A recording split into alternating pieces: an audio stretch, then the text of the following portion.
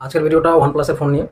প্রথমে বলে রাখি, ওয়ানপ্লাসের ফোন নিয়ে অনেকের মনে অনেক ধরনের চিন্তাভাবনা আছে যে ওয়ানপ্লাসের ফোন নিলে নাকি স্ক্রিনের মধ্যে গ্রিন লাইন চলে আসে, এরকম অ্যারো চলে আসে। এটা ওয়ানপ্লাস নট সি2 লাইট, যেটা 2 বছর হয়ে গেল ইউজ করা, টানা ব্যবহার করা হচ্ছে। কোনো ধরনের গ্রিন লাইন নেই, কোনো রকম অসুবিধা নেই ডিসপ্লেতে, আর কোনো রকমের প্রবলেম নেই।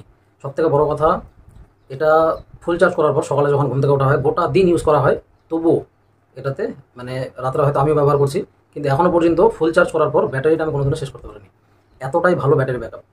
তো এটা তো সি2 লাইট, এরপরে সি3 লাইট বের হয়েছে, 4 লাইট বের হয়েছে। এখানে আরও একটা জিনিস আছে, যে আমাদের মনে যে ধারণাটা, যদি কেউ আমরা ফোনের যে চার্জারটা, তো অনেকে বলে যে গ্রিন লাইন চলে আসে। অনেকের ক্ষেত্রে দেখা গেছে গ্রিন লাইন আসে আফটার আপডেট, মানে কেউ যদি আপডেট করে তারপরে এরকম সমস্যাগুলো হচ্ছে। সেই জন্য এরা বেশি ফোন বের করছে না।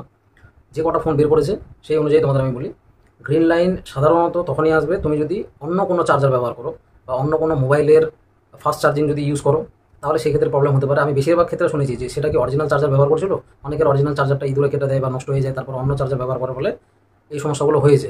কিন্তু অনেকের ক্ষেত্রে আবার হয়েছে আফটার আপডেট করার পরে এই ধরনের গ্রিন লাইনগুলো দেখা গেছে। এখানে আপডেট করা হয়েছে এই ফোনে, আমারটাতে কোনো প্রবলেম হয়নি। এটা একটা successor phone, not C two light, তারপরে সি3 লাইট বের হয়েছিল।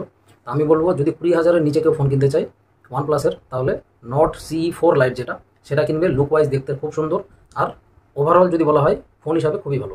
তারপরে যদি বলি 20 থেকে 25,000-এর মধ্যে, তাহলে এখানে একটাই ফোন আছে আবারও, নট সিই4। এর আগে সি2 একটা বের হয়েছিল, তো সেই ফোনটাও খুবই ভালো ছিল।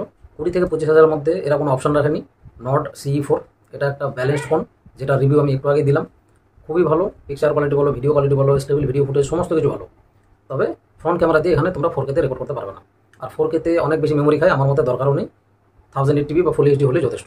তারপরে যদি বলি 25 থেকে 30,000-এর মধ্যে, তাহলে এর মধ্যে দুটো ফোন আসছে, একটা হচ্ছে 11R, একটা আছে নট 4। তো সমস্যাটা এখানে যে আমরা এই 25 থেকে 30,000-এর বাজেটের মধ্যে সাধারণত কেউ এখন মানে 15,000 নিচে ফোন কিনছে না। যেগুলোই ফোন কিনছে 15,000 প্লাস, মানে 20, 25 বা 30, 40, যে যতটা পারছে, যার যেরকম বাজেট স্ট্রেচ করে নিচ্ছে। তো আমার কথা হচ্ছে, যদি 25 থেকে 30,000-এর মধ্যে কেউ ফোন কিনতে চায় ওয়ানপ্লাসের, তাহলে সেখানে দুটো ফোন আছে, OnePlus 11R, যেটা দাম তোমরা দেখতে পাচ্ছ, আর নট 4। তো দুটোর মধ্যে কোনটা বেটার? যদি পিক ব্রাইটনেসের কথা বলা হয় তাহলে নট 4টা বেটার, আর যদি বিল্ড কোয়ালিটির দিক থেকে বলি তাহলেও নট 4টা বেটার, কারণ পিছনে তোমরা মেটাল ব্যাক ফিনিশ পেয়ে যাচ্ছ। 11R কিন্তু দেখতে খুবই সুন্দর, স্টাইলিশ ডিজাইন, ক্যামেরাগুলো একটা রাউন্ড আকারে দেওয়া আছে, সেই জন্য দেখতে খুব সুন্দর লাগে, প্রিমিয়াম লুকস, ক্যামেরা কোয়ালিটি খুবই ভালো। আমি যদি এর ব্যাক ক্যামেরার কথা বলি, খুবই সুন্দর OnePlus 11R-এর, কিন্তু ফ্রন্ট ক্যামেরাটা মোটামুটি, মানে খুব ভালো না, তবে ভালো। তো আমার কথা হচ্ছে, কেউ যদি মনে করো যে না আমার ক্যামেরার দিক থেকে ভালো ফোন দরকার, তাহলে আমি নিঃসন্দেহে বলবো OnePlus 11R নেবে। আর যদি মনে হয় যে না আমার গেমিং পারফরমেন্স দরকার বা আমার গেমিংয়ের জন্য আমি ফোন কিনছি OnePlus-এর, তাহলে আমি বলবো নট 4টা নিতে। আর স্টেবল ভিডিও ফুটেজের কথা যদি বলি, তাহলে নট 4টা যতটা ভালো 11R-টাও ভালো। স্টেডি মোড করে যদি ভিডিও তোলা যায়, তাহলে সেই ক্ষেত্রে একটু ভালো পারফরমেন্স করবে হচ্ছে নট 4। তবে ক্যামেরার দিক থেকে যদি বলি, ওভারঅল যে কোনো ডে লাইট বা রাত্রিবেলার কোনো ছবি যদি তোলা হয়, ভিডিও করা হয়, তাহলে 11R-টা বেটার। আশা করি বোঝাতে পেরেছি। যদি ক্যামেরা প্রায়োরিটি থাকে তাহলে OnePlus 11R কিনবে। এটার দেখতেও মানে লুক ওয়াইজ ডিজাইনটাও খুব ভালো, আমাকে পার্সোনালি ভালো লাগে। আর নট 4-এর ক্ষেত্রে দুটো ক্যামেরা পাচ্ছ, এখানে 3টা ক্যামেরা পাবে 11R-এ। তো ক্যামেরা ওয়াইজ যদি বলো, তাহলে আমি বলবো 11R নিতে। যদি কেউ মনে করো যে গেমিংয়ের জন্য আমি নিচ্ছি, তাহলে নট 4 নিতে। আর এরপরে 30,000-এর উপরে যদি কেউ নিতে চাও, তাহলে সেখানে 12R থাকছে, 30 থেকে 40,000-এর মধ্যে, 38,000 সামথিং দাম। আর সবথেকে বেস্ট এদের ফোন হচ্ছে OnePlus 12, ওটার দাম অনেক বেশি পড়ে যাবে, 50+। আমি বলবো না যে অত দামের ফোন কেউ নাও, বা সাজেস্টও করবো না। তো কারোর মধ্যে যদি মনে হয় যে না আমরা OnePlus-এরই ফোন নিব, তাহলে এই ফোনগুলো তোমরা কিনতে পারো। 4টা মডেল বললাম। 20,000-এর মধ্যে OnePlus C4 লাইট, আর 20 থেকে 25,000-এর মধ্যে OnePlus নট CE4, 25 থেকে 30,000-এর মধ্যে OnePlus 11R, ক্যামেরা সেন্ট্রিক যেহেতু আমার পছন্দ সেই জন্য বললাম। আর না হলে নট 4 নিতে পারো। আর 30 থেকে 40,000-এর মধ্যে 12R। আশা করি বুঝাতে পেরেছি। আজকের ভিডিওটা এতটুকুই। তবে একটা লাস্ট কথা বলবো, তোমরা অরিজিনাল চার্জার ব্যবহার করবে, অন্য কোনো চার্জার দিয়ে ফোন চার্জ করবে না। আর যদি আপডেটের অপশন আসে, তাহলে দেখবে আপডেটের মধ্যে কী কী চেয়েছে।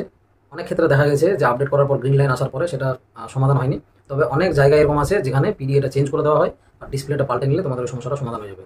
অরিজিনাল তোমরা নাও পেতে পারো, অন্য যে কোনো দোকানে তোমরা এটা ঠিক করে নিতে পারবে। যদি মনে হয় যে OnePlus-এরই ফোন কিনবো, তাহলে তাদের জন্য এই ভিডিওটা। আশা করি বোঝাতে পেরেছি। OnePlus-এর ফোনের দুটো ভালো বৈশিষ্ট্য বলছি, এক হচ্ছে এদের ব্যাটারি ব্যাকআপ অসাধারণ, খুবই ভালো।